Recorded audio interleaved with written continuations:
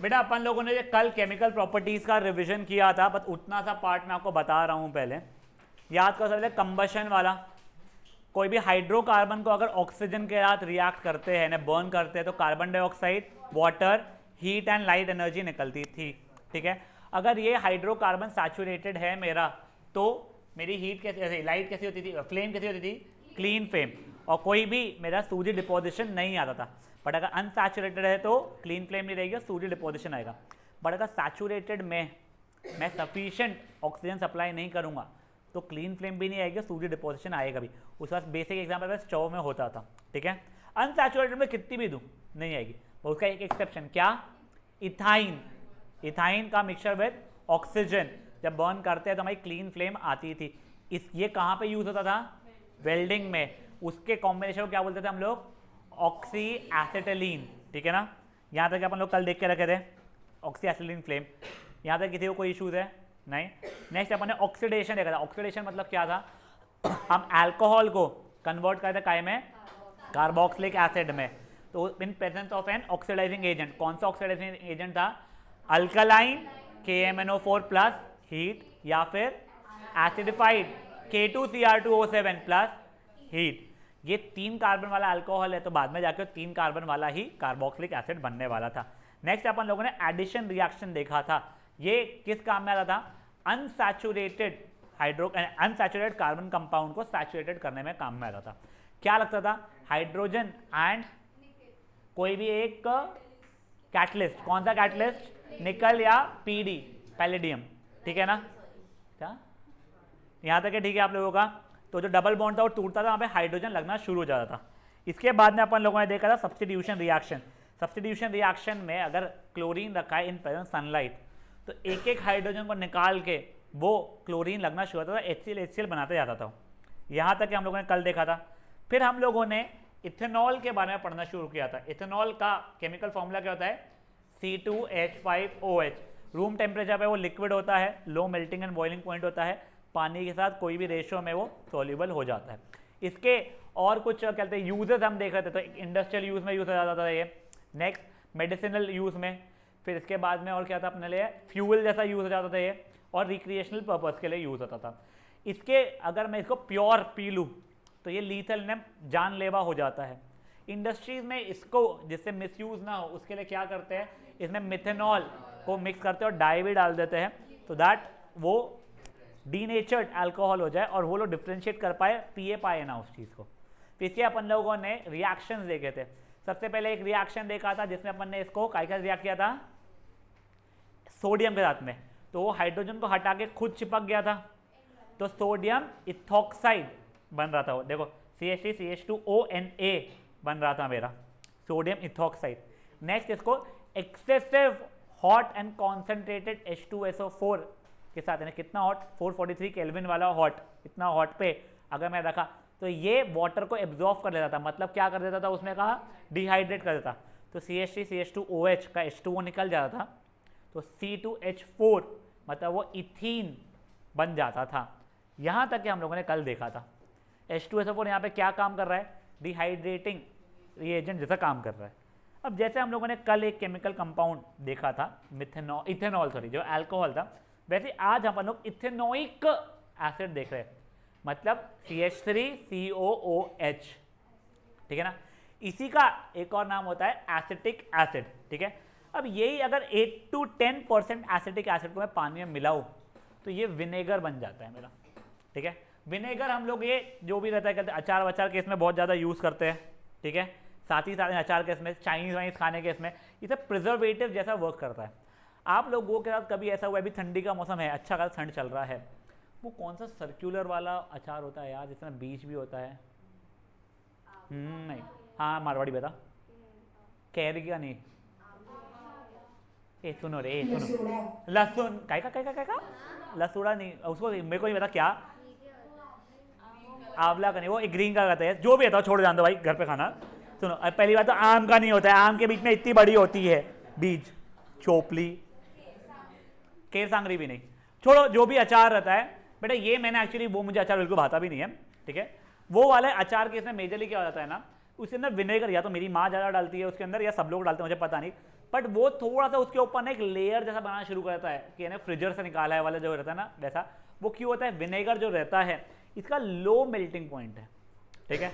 तो जैसे टेम्परेचर थोड़ा भी कम हुआ फट से फ्रीज हो जाता है भाई ये, ठीक है। तो उसके ऊपर वो थोड़ा सा घी जैसा फीलिंग देने वाला बनाता है। मेरे को उसी कारण से पसंद नहीं आता है। नॉट दैट तुम लोगों को मैं बोल रहा हूँ कि मत खाओ, बट तुमको बता रहा हूँ मैं, ठीक है। तो उसी कारण से क्या ग्लेशियल यानी तुम्हारे को थोड़ा सा वो पानी जैसा बर्फ जैसा उसके ऊपर दिखना शुरू होता है, इसीलिए इसका नाम ग्लेशियल एसिटिक एसिड भी पड़ गया है, मतलब चोचले है, ठीक है ना।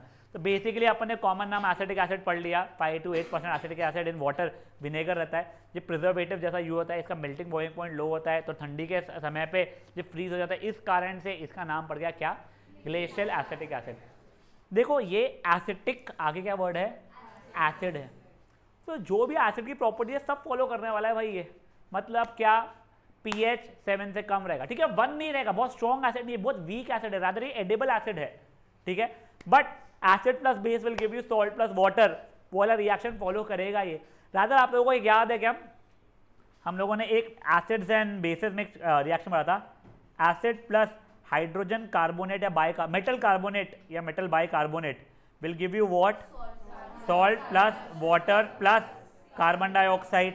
याद आ रहा है? ये एग्जैक्ट सेम रिएक्शन अपन यहाँ पे देखने वाले भी। देखो पहले देखो, acid plus base salt plus water हो गया इसका, इसको क्या बोलते हैं? Sodium acetate. ये देखो याद करो, ये CH3COO का नाटक रहता है कि मुझे पहले लिखो, उस कारण से पहले आया। नेक्स्ट देखो, ये प्लस कार्बोनेट, मेटल कार्बोनेट या बाइकार्बोनेट, सॉल्ट प्लस वाटर पर कार्बन डाइऑक्साइड। ये कार्बन डाइऑक्साइड जो निकलता है ना, ब्रिस्क एफर्वेसेंस से बबली बबली वाला फीलिंग देता है। तो दो रिएक्शन में तो कोई इशू नहीं है ना, पक्का। अब देखो एक ईस्टरिफिकेशन रिएक्शन है जो बच्चे लोगों को पता नहीं क्यों खौफ बैठा हुआ है, अरे फुद्दू सा है। ईस्टरिफिकेशन रिएक्शन पे तो ईस्टर वर्ड से पढ़ा है।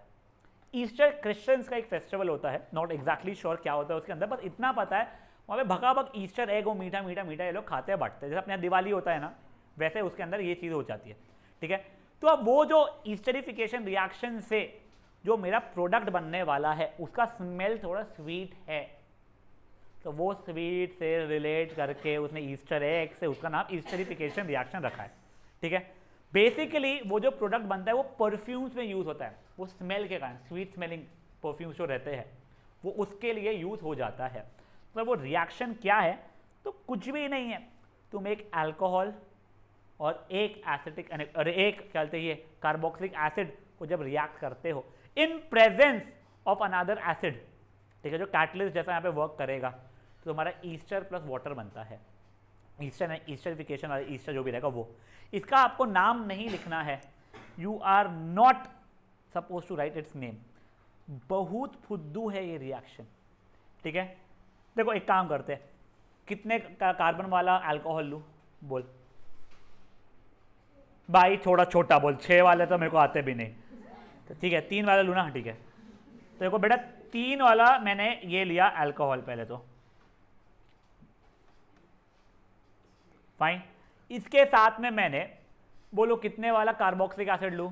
2 वाला ले लूँ, 4 वाला बोलो, चलो ठीक है। पर देखो कार्बोक्सिलिक एसिड का जब स्ट्रक्चर बना रहा हूँ ना मैं COOH आखिरी में जो लिखता था उसको COOH को मैं पहले इसमें लिख रहा हूँ। तो देखो 4 कार्बन इन्हें 4, ठीक है। ये डबल बॉन्ड O, ये काम करो, ये डबल बॉन्ड O और ये OH। कोई इशू है यहाँ पे?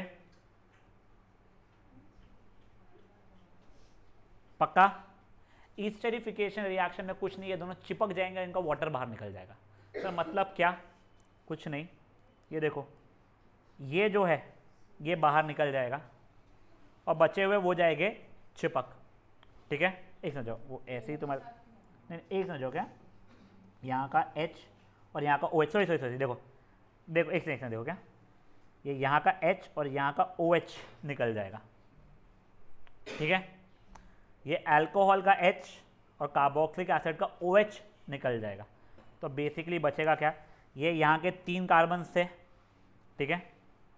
तो एक काम करना, इसको फिर ये ऐसे लिखने की जगह पे एक समझा, इसका ज़रा पचक पचक मत करो, ये हो गया है। देखो तुम्हारा यहाँ का H और यहाँ का OH निकल जाएगा, तो ये 3 कार्बन ये हाइड्रोजन हाइड्रोजन हाइड्रोजन थे उनके साथ में, ये हाइड्रोजन हाइड्रोजन था, ये हाइड्रोजन हाइड्रोजन था, ये ऑक्सीजन था, ये सिंगल बॉन्ड बचा हुआ था, वो ये कार्बन क्या जुड़ गया, नीचे डबल बॉन्ड हो, ये देखो बचा हुआ ये ऐसा हो गया।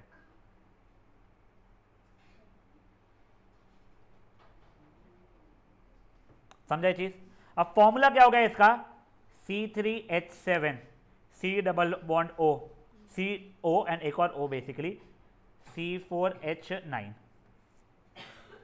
बेसिकली हुआ क्या है सर, ये तो बहुत ही अजीब दिख रहा है, वो बड़े बड़े तुम लोगों ने लिए थे इसलिए तुमको अजीब दिख रहा है।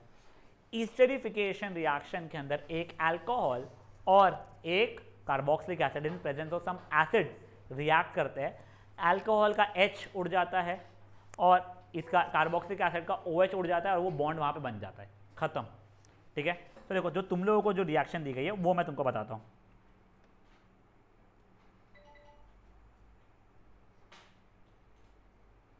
ये प्लस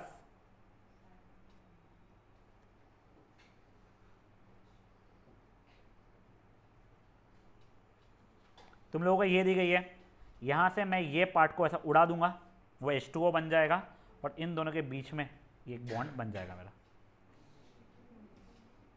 एक समझोगे, एक कुछ नहीं, एक सेकंड, ये बॉन्ड उड़ जाएगा और ये ऐसा बन जाएगा, तो C2H5 COO CH3 बन जाएगा। आप चाहो तो CH3 COO C2H5 भी लिख सकते हो, या CH3 COO CH2 CH3 भी लिख सकते हो, वो कोई परेशानी नहीं है।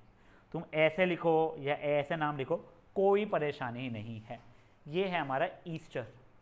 ठीक है, एक बार ये यहाँ पे देख लो जो मैंने यहाँ पे बताने की कोशिश किया है। यहाँ का H, यहाँ का OH उड़ के ये H2O बन चुका है मेरा। देखो ये तुमको यहाँ पे दिख रहा है, ये तुमको यहाँ पे दिख रहा है, बस यहाँ पे ना गलती से एक कार्बन ज़्यादा बन गया था मेरे इसमें डायग्राम में। ठीक है ना, वो ये ऐसा है, सॉरी एक नहीं नहीं नहीं नहीं नहीं ये सही है, रुक जाओ, सॉरी सॉरी सही है, सही है। एक सेकंड, क्या ये चीज़ मेरी ये यहाँ दिख रही है और ये एक समझ जाओ, एक सेकंड गाइस, क्या इसमें ना ये गलती हुई है, एक सेकंड गाइस, ये प्रोडक्ट बनाने में गलती हुई है। ये प्रोडक्ट मत देखो, तुम्हारे को एडिटेड नोट्स आ जाएंगे नए वाले। ठीक है, इसका प्रोडक्ट क्या बनने वाला है, ये ऐसे बनने वाला है, ये O, ये C डबल बॉन्ड O, यहाँ पे भी एक H तक का सकते। ठीक है ना, ये समझा आप लोगों को? तो बेसिकली फॉर्मूला यही रहेगा, CH3 C double bond C double O C2H5, खत्म। ये वाला प्रोडक्ट मत देखो, वो मैंने हाथ से वो इधर उधर से एडिटिंग करके इसको चिपकाने की कोशिश की थी, उसमें गलती से एक कार्बन बढ़ गया मेरा। ये समझा है क्या हुआ है, किसी को कोई इशू है स्टेरिफिकेशन में? तो अगर मान लो मैंने पहले, मैं जब ऐसे ही पूछ रहा हूँ, मैंने मिथित प्रोपेनोइक एसिड, ठीक है पूरा लिखा नहीं है मैंने, और इथेनॉल को अगर मिला के एक ईस्टर बनाया, तो वो ईस्टर में कितने कार्बन होने वाले हैं? 5। प्रोपेनॉल में 3 कार्बन थे और इसका नाम क्या है, इथेनॉल में 2 कार्बन थे, तो टोटल मिला के 5 कार्बन का मेरा ईस्टर बनने वाला है। समझा चीज़ क्या हुआ है? पक्का। अब यहाँ पे एक्चुअल में वो 2 कार्बन वाला और 2 कार्बन वाला ही था, वो 4 कार्बन का होना चाहिए था, 4 कार्बन का ही बना है, बट ये थोड़ा सा ये गलती हो गई है, ये उल्टा होना चाहिए था ऐसा, बट वो छोड़ो, उसको स्ट्रेस मत लो अभी के लिए। यहाँ तक किसी को कोई इशू है, ये प्रोडक्ट गलत बना हुआ आया है। अब दूसरी चीज़ देखो, एसिड एसिटिक एसिड ही होना चाहिए। नहीं ऐसा नहीं है, कोई भी एसिड चलता है, चलो ठीक है। अब ये देखो आप लोग, ये कुछ सिंबल देख रहे हो, ये सिंबल किसी को पता है क्या होता है? ये रिवर्सिबल रिएक्शन है, मतलब अगर आप चाहोगे ना तो यहाँ से वापस से इनके ऊपर भी पहुँच सकते हो, इसलिए इसको रिवर्सिबल रिएक्शन बोलते हैं। तो अब देखो हमने ईस्टरिफिकेशन रिएक्शन में क्या देखा है, acid plus alcohol will give you Easter in presence of catalyst. वो कैटलिस्ट है एसिड, वो ईस्टर के आ गया, प्लस वाटर भी लिख लो जिससे कंफ्यूजन ना हो। ये एक आप लोगों को जो आपके बुक में दिया गया है वो मैंने बताया है। ठीक है, ये रिएक्शन के प्रोडक्ट आप लोगों को ऐसा ड्राइंग बना के दिखाना नहीं पड़ता है, मैं आपको समझाने के लिए बनाया था, उसमें गलती कर दिया मैंने पागल समान, इसलिए उसको एक बार के लिए इग्नोर कर लो। नेक्स्ट ये देखिए, ये ईस्टर स्वीट स्मेलिंग कंपाउंड होता है, इसलिए परफ्यूम और फ्लेवरिंग एजेंट्स वगैरह में यूज़ होता है। अब बेटा ये रिवर्सिबल रिएक्शन है, मतलब मैं एसिड और इसको वापस से रिवर्स में पा सकता हूँ, बट वो कैसे पाऊँगा? अगर मैं एल्कली कोई भी यानी NaOH जैसा यूज़ करूँगा तो देखो जैसे ये किया मैंने NaOH के प्रेजेंट में, तो मेरा कुछ नहीं, ये और ये आ जाएगा सर, बट हमारा तो ओरिजिनल प्रोडक्ट नहीं आया है, तो वो नाइट्रोजन, ये सही, सोडियम हटा के हाइड्रोजन लाने का अलग प्रोसेस होता है, बट वो चीज़ के बाद इतना स्ट्रेस मत लो। तो ये रिएक्शन तुम्हारा रिवर्सिबल रिएक्शन था।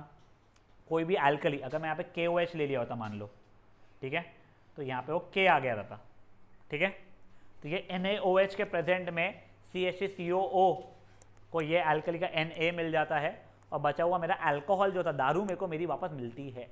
हमने ऐसे ही रटवाए थे लास्ट टाइम भी, दारू हमको हमारी वापस से मिल जाती है। बचा हुआ जो दूसरा था ताम न झाम, वो जाके मेरे एसिड के ऊपर चिपकता है। किसी को यहाँ तक इशू है? तो अभी तक अपन लोगों ने क्या देख लिया है, हम लोगों ने एसिटिक एसिड के बारे में देखना शुरू किया था। पहले एसिटिक एसिड होता क्या है बेटा? Acetic acid is the common name for ethanoic acid. इसका फॉर्मूला क्या है? CH3COOH, ठीक है। ये एसिड जैसा बिहेव करता है, ये वीक एसिड है, ठीक है। ये 5 to 8% इन वाटर, इसको क्या बोलते हैं हम लोग? विनेगर। वो एडिबल रहता है, ये प्रिजर्वेटिव जैसा यूज हो जाता है। ये ठंडियों में, क्योंकि low melting point and boiling point है या फ्रीजिंग पॉइंट भी लो ही है इसका, तो विंटर्स में ये जम जाता है, तो इसलिए इसको ग्लेशियल एसिटिक एसिड भी बोला जाता है। इसका pH ऑब्वियसली 7 से कम रहने वाला है। एक रिएक्शन हम लोगों ने acid plus base will give you salt plus water और देख लिया। दूसरा एसिड प्लस मेटल कार्बोनेट या फिर metal by carbonate will give you salt plus water plus carbon dioxide, वो देख लेता। नेक्स्ट हम लोगों ने जो पहला है यहाँ पे ईस्टरिफिकेशन रिएक्शन देखा है, उसके अंदर हम लोगों ने क्या देख लिया है, एक कोई भी क्या कहते हैं कार्बोक्सिलिक एसिड और अल्कोहल को इन प्रेजेंस ऑफ एसिड जब मैं रिएक्ट करता हूँ तो ईस्टर बनाता है। ईस्टर बेसिकली क्या हो जाता है? ईस्टर प्लस वाटर, वो क्या हो जाता है बेटा? एक स्वीट स्मेलिंग कंपाउंड है जो फ्लेवरिंग एजेंट या फिर एज परफ्यूम में यूज़ किया जाता है। ये जो रिएक्शन है ये रिवर्सिबल रिएक्शन होती है। कोई भी एल्कली, बीट NaOH KOH जो भी आप LiOH लोगे, उसके प्रेजेंस में अगर वो रिएक्ट करूँगा मैं तो रिवर्स हो जाती है। दारू हमको हमारी वापस से मिल जाती है, मतलब C2H5OH हम लोग को वापस मिल जा रहा है, और बचा हुआ CH3COO अब आगे वो Na या K हमारा मिल रहा है। यहाँ तक किसी को कोई भी इश्यूज है? अब गाइस मुझे, सॉरी किसी ने सर बोला था मुझे लगा नहीं। अब देखो, मुझे इथेनॉल और इथेनोइक एसिड दोनों की दोनों लिक्विड्स है, मुझे अगर दे दिए जाए तो मैं डिफ्रेंशिएट कैसे करूँगा? पी के नहीं कर सकते हो, ठीक है ना। पी के जैसे चढ़ गई हुआ एथेनॉल वैसा नहीं है। अब सुनो प्लीज, इथेनॉल का प्लेजेंट स्मेल रहता है, ठीक है, पता ही होगा तुम लोगों को। तो इथेनोइक एसिड विनेगर जैसा स्मेल करती है। इथेनॉल में हमने एक रिएक्शन देखा था, याद है? हॉट, ये अल्कलाइन KMnO4 के साथ रिएक्ट करूंगा तो मेरे को इथेनोइक एसिड दे रहा था। इथेनोइक एसिड अल्कलाइन KMnO4 का रिएक्ट ही नहीं करने वाला है। ये इथेनॉल हमारा NaOH के साथ रिएक्ट नहीं करेगा, सोडियम कार्बोनेट या सोडियम बाइकार्बोनेट का रिएक्ट नहीं करेगा, जबकि ये सोडियम कार्बोनेट या सोडियम बाइकार्बोनेट का रिएक्ट करके CO2 रिलीज कर देगा। नेक्स्ट सबसे सिंपल चीज़, सर इसका लिटमस टेस्ट पे कोई डिफरेंस नहीं आएगा, ये क्या कहते हैं ब्लू लिटमस को रेड में कन्वर्ट कर देगा। सबसे सिंपल तो ये था। पर तुमको 2-3 तरीके पूछ ले अगर वो, तो वो एक ही तरीका पूछा तो मैं तो लिटमस टेस्ट ही बोलूँगा। समझा जाए क्या हो रहा है? पक्का?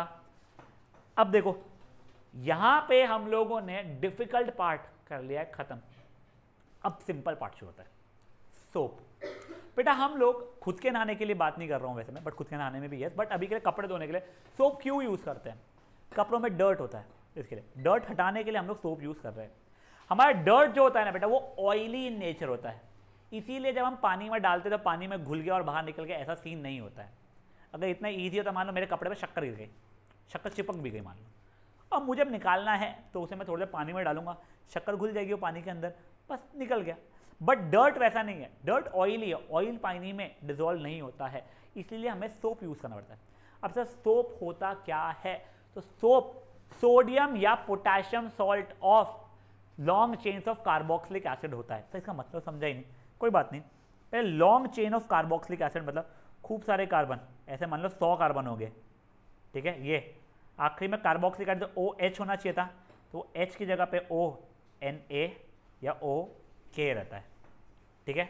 तो ये खूब लंबी चेन होती है, खूब लंबी चेन होती है, काहे की? सोडियम या पोटेशियम सॉल्ट की, of long chains of carboxylic acid, ठीक है। अब सर ये ऐसा क्यों रहता है? तब एक चीज़ समझो, इसके अंदर ये पार्ट है आयनिक, ठीक है। ये देखो, ये K+ जैसा खुलेगा, ये O- जैसा हटेगा, तो ये वाला पार्ट मेरा जो आसपास का है वो हो जाता है आयनिक। अब सोप को ना आप ऐसा समझो, ठीक है। ये उसका है हेड, ये है टेल। जो हेड है वो आयनिक पार्ट है उसका, और जो बची हुई लंबी सी कार्बन की चेन थी ये नॉन आयनिक पार्ट है। जो आयनिक पार्ट है इसको पानी से बहुत प्यार है, पानी में फट से जाके घुस जाएगी अंदर, ठीक है। जिसको प्यार को अपन बोलते हैं फिलिक, तो इसका नाम पड़ता है हाइड्रोफिलिक है, वो पानी से प्यार है, ठीक है। फीलिया, हाइड्रोफीलिया, हाइड्रोफिलिक, ठीक है। और जो टेल है मेरी उसको पानी से डर लगता है, पानी में नहीं घुलती है, तो हाइड्रोफोबिक। फोबिक मतलब डरना। तो बेटा मेरा ये हो गया क्या, सॉरी, हाइड्रोफिलिक, और ये चीज़ हो गई मेरी हाइड्रोफोबिक। किसी को इस चीज़ में इश्यूज है? देखो हमने क्या देखा है, पहले तो हम लोगों ने सोप का डेफिनेशन देख लिया है, सोडियम या पोटेशियम के long salts of long chain of carboxylic acid. Long chain मतलब 100 और 150 वैसे रहते हो गए, अपने को फर्क नहीं पड़ता है, ठीक है। इसका हम लोगों ने एक रफ ऐसे ही देख लिया है, वो स्पर्म जैसा दिख रहा है तुम लोगों को शायद से, इसका डायग्राम है, ठीक है, बट वो उससे कंफ्यूज मत होना, डिफरेंट चीज़ है। इसका एक हेड है और टेल है, फाइन। यहाँ तक है। हेड जो है वो आयनिक पार्ट है, मतलब H प्लस H नहीं K प्लस Na प्लस वाला जो रहेगा वो वाला, पर जो लंबी सी जो चेन है वो तुम्हारी टेल जैसी है। जो हेड है उसको पानी पसंद है, इसलिए वो हाइड्रोफिलिक है, वो पानी में जागने वाला है। और जबकि ये जो है क्या बोलते हैं, टेल जो है वो हाइड्रोफोबिक है, वो पानी से दूर रहने वाला है। तो अब ये देखो, अब सीन मान लो ये पानी है, ठीक है, ये यहाँ पे पानी है मेरा। जो मेरा डर्ट है वो डर्ट कुछ यहाँ पे ऐसे रह गए, फाइन। अब मैंने खूब सारा सोप यूज़ किया है। सोप का जो हेड वाला पार्ट था, जो कि क्या था, वाटर लविंग था, वो घुस गया अंदर, हाइड्रोफिलिक, वो घुस गया अंदर। और जिसको पानी नहीं पसंद था वो बाहर है, हाइड्रोफोबिक वाला, वो पानी के बाहर है। अब देखो ये मैं 3D डायग्राम बना नहीं पा रहा हूँ, बट ऐसा इमेजिन करो ये पूरा का पूरा पानी था, ठीक है, ये फ्लैट लेयर ऑफ पानी है, उसके ऊपर ऑयल है, तो बेसिकली ये ऐसा बन गया होगा। आपके सोप ने वो डर्ट को एनगल्फ कर लिया है। इस स्ट्रक्चर को बोलते हैं लोग micelle, MISCELLE, micelle. I hope spelling सही बोला है और प्रोनाउंसिएशन सही है, वो देख लेंगे, ठीक है। जब हम लोग ये सोप लगाते हैं तो बस छोड़ देते हैं क्या, फिर अपन क्या करते हैं, पानी डाल दो, सोप को निकाल देते हैं। तो अब ये इसने इसको एनगल्फ कर लिया है, तो अब जैसे ही पानी के साथ ये बहेगा, ये पानी के साथ बहेगा, दुम दुम दुम दुम दुम दुम दुम दुम, मेरा पूरा का पूरा डर्ट भी बाहर निकल जाएगा। समझा ये चीज़ क्या हुई है गाइस? तो पानी के साथ बहने के कारण हमारा डर्ट भी बाहर निकल गया है। तो ऐसे ही हम लोग कपड़ों से या कोई भी चीज़ से हमारा डर्ट निकालते हैं। तो ये मैकेनिज्म है हमारा इसके वर्किंग का। एक बार यहाँ पे देखो, जो टेल्स रहती है वो ऑयल या डर्ट के आसपास चली जाती है, जो हेड रहती है पानी के अंदर घुस जाती है। ये स्ट्रक्चर मेरा मिसाइल जैसा बन जाता है, इमल्शन फॉर्म हो गया है, ठीक है। ये सोप मिसाइल जो है वो पानी के साथ बाहर निकल जाता है। समझा ये चीज़ क्या हुआ है मेरा पूरा पूरा? तो मेरा डर्ट भी बाहर निकल गया। अब प्रॉब्लम क्या आता है, देखो कई बार क्या होता है ना, हम लोग जो हमारा नल का पानी NMC से आता है, उसमें हम लोग हमारे विम बार घसते रह जाते हैं, पर उसे झाग ही नहीं बनता है। झाग नहीं आ रहा है, झाग कहाँ है, सुना है तुम लोगों ने? वो क्यों होता है? भाई सोप का इशू नहीं है बेटा, प्रॉब्लम ये जो पानी आ रहा है उसमें बहुत हार्डनेस है, हार्ड वाटर है। कई बार तुम लोगों को ना लाइक गर्ल्स वर्ल्स ये लोग शावर में वो एक लगाना शुरू करती है जब बड़ी होती है, ठीक है, उसको फिल्टर बोलते हैं। सेम रीजन, हार्ड वाटर होने के कारण तुम्हारे हेयर को इशू आता है, हेयर लॉस होना शुरू हो जाता है, चोचले। तो बोलते ऐसे ही होना है, तुम टकले सब लोग, ठीक है। क्या हो जाता है उसके अंदर, हम लोग ये फिल्टर लगाते हैं, क्यों? वो जो सॉल्ट्स होता है उसके अंदर, सॉल्ट्स कौन सा होता है, कैल्शियम और मैग्नीशियम वगैरह जो सॉल्ट्स होते हैं, वो उसमें हार्डनेस लाता है। वो हार्डनेस के कारण क्या होता है, वो मिसल फॉर्म ही नहीं हो पाता है। क्यों नहीं हो पाता है? सॉल्ट आती है, सॉल्ट नहीं सॉरी मेरा सोप आता है। सोप का काम क्या था, इसके आजू बाजू गोल गोल गोल गोल घूमना, मिसल बनाना, बट वो सोप पहले जाके ये हार्ड वाटर का रिएक्ट कर लेती है और इनसॉल्यूबल स्कम बना लेती है, ठीक है ना। अब वो इनसॉल्यूबल स्कम बना रही है तो उसके अंदर झाग ही नहीं बन पा रहा है, झाग ही नहीं बना तो उसने उसको एनगल्फ ही नहीं किया, बाहर निकाल ही नहीं पाएगा। तो अब ये कैल्शियम और मैग्नीशियम को बीट करने के लिए जो है मेरे को हार्ड वाटर को नॉन हार्ड वाटर बनाना पड़ेगा। तो उसका एक तरीका तो ये है, जो पानी आया है उसको हीट करो, उसमें से जो भी है सॉल्ट वॉल्ट से पूरे बाहर निकालो। भाई इतने चोचले तो होने से रहे कपड़े साफ करने के लिए, तो इसकी जगह पे अपन लोग क्या करते हैं, हम लोग डिटर्जेंट यूज करते हैं। सोप्स क्या थे, सॉल्ट्स या ऐसे सॉल्ट्स ऑफ सोडियम या पोटेशियम थे। डिटर्जेंट्स क्या होते हैं, सोडियम या पोटेशियम नहीं, अमोनियम या सल्फोनेट्स हो जाते हैं। वही जो लंबा लंबा लंबा था, यहाँ पे अब के या Na लगने की जगह अमोनियम या सल्फोनेट लग जाते हैं, वो जाके Ca या Mg क्या रिएक्ट ही नहीं करते, तो रहने दो हार्ड वाटर भी, कोई टेंशन नहीं है हमारे को। तो उससे क्या हो जाएगा, वो अपना मस्त झाग बनाएंगे और वो डर्ट को निकाल देंगे। समझ में आया ये चीज़? तो हार्ड वाटर भी हो तो भी चल जाएगा। अब देखो बस डिटर्जेंट का इशू एक सबसे बड़ा क्या है, भैया डिटर्जेंट ना नॉन बायोडिग्रेडेबल है। तो अब हम लोग इस सिचुएशन में आ गए कि हमको हमारे अर्थ का ध्यान रखना है, तो कमिंग जनरेशन के बम्बू होने वाले हैं, तो उस कारण से ये नॉन बायोडिग्रेडेबल रहते हैं, इसलिए हम लोग उसको प्रिवेंट करते हैं। तब इन दोनों के बीच का एक बार प्लीज डिफरेंस देख लो। सोप और डिटर्जेंट का डेफिनेशन तुमको पता है, सोप Ca+N2+Mg2+ हार्ड वाटर रहा तो क्या रिएक्ट कर देगा, झाग नहीं बनाएगा, ये वहाँ पे झाग बना देगा झपाझप, कुछ वो इशू नहीं आएगा। सोप बायोडिग्रेडेबल है, डिटर्जेंट्स बायोडिग्रेडेबल नहीं है। सोप का एक और नुकसान है, उसको ना पानी में डिजोल्व होने में थोड़ा टाइम लग जाता है। ये डिटर्जेंट फट से तुमने डाला सर्फ एक्सेल, क्या फट से झाग आना शुरू होता है। सोप डालो तुम निम का जो भी रहता है तुम्हारे, जो भी यूज़ होता है, वो इतनी जल्दी झाग नहीं बनाता है, ठीक है। तो ये तुम लोगों का एक बेसिक पॉइंट ऑफ डिफरेंस हो गया। अब वैसे खत्म, ठीक है, बट एक चीज़ एक बार देख लो प्लीज़ बेटा, केमिकल डिफ्रेंसिएशन अगर मुझे लेना है सैचुरेटेड और अनसैचुरेटेड के बीच में, ठीक है, केमिकल प्रॉपर्टीज से, तो कुछ सैचुरेटेड को सफिशिएंट ऑक्सीजन में, तुमने दोनों कंपाउंड्स को सफिशिएंट ऑक्सीजन में बर्न किया, अगर मान लो क्लीन फ्लेम आई तो वो था क्या, सैचुरेटेड, अगर क्लीन फ्लेम नहीं आई तो वो अनसैचुरेटेड था। यही एक पॉइंट ऑफ डिफरेंस अच्छे से याद रखना। बट एक और मैं आपको बता रहा हूँ, ब्रोमीन वाटर टेस्ट क्या होता है, तुम टेंशन मत लो। सैचुरेटेड ब्रोमीन वाटर के अंदर डालूंगा अगर मैं, तो उसका कलर उड़ जो है वो ही रहेगा, बट अगर अनसैचुरेटेड डालूंगा तो उसका कलर उड़ जाएगा। समझा ये चीज़?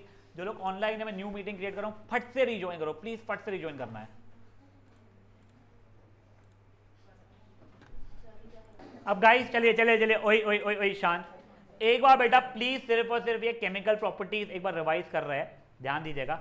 सबसे पहले हमने कंबशन के बारे में देखा था, hydrocarbon in presence of oxygen जब बर्न करते हैं CO2 + H2O + heat and light energy आती है। ये हाइड्रोकार्बन का सैचुरेटेड है, सफिशिएंट ऑक्सीजन अगर मैं दे रहा हूँ तो क्लीन फ्लेम रहती है और कोई सूर्य डिपोजिशन नहीं होता है। बट ये अगर सफिशिएंट ऑक्सीजन नहीं है तो सूर्य डिपोजिशन भी होगा और क्लीन फ्लेम भी नहीं रहेगी। अनसैचुरेटेड में कितना भी ऑक्सीजन दे दो, सूर्य डिपोजिशन तो होना ही और साथ साथ में क्लीन फ्लेम नहीं रहेगी। बट एक एक्सेप्शन, कौन सा वाला, ऑक्सी एसिटिलीन फ्लेम, मतलब इथाइन पापियो, इथाइन विथ ऑक्सीजन के मिक्सचर को अगर मैं अच्छे हाई टेम्परेचर 443 केल्विन नहीं क्या 3000 डिग्री सेल्सियस के ऊपर मैं बर्न करता हूँ तो वो क्लीन फ्लेम देती है। इसको कहाँ पे यूज़ करते हैं हम लोग, वेल्डिंग वगैरह केस में यूज़ करते हैं। नेक्स्ट था ऑक्सीडेशन। ऑक्सीडेशन क्या था, एडिशन ऑफ ऑक्सीजन, इसलिए ऑक्सीडाइजिंग एजेंट लगता है। हम लोग अल्कोहल को काय में कन्वर्ट करते थे, कार्बोक्सिलिक एसिड में कन्वर्ट करते थे इन presence of alkaline KMnO4 plus heat, या फिर एसिडिफाइड K2Cr2O7 प्लस हीट।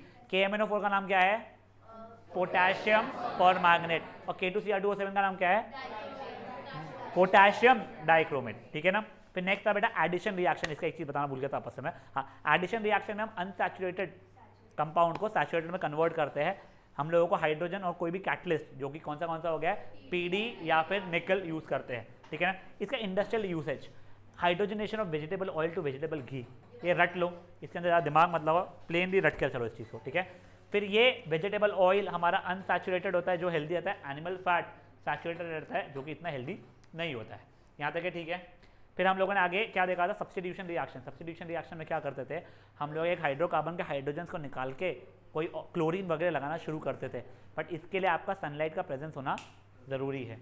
यहाँ तक हम लोगों ने केमिकल प्रॉपर्टीज देखे थे। फिर हमने दो कंपाउंड देखे थे, इथेनॉल एंड इथेनोइक एसिड।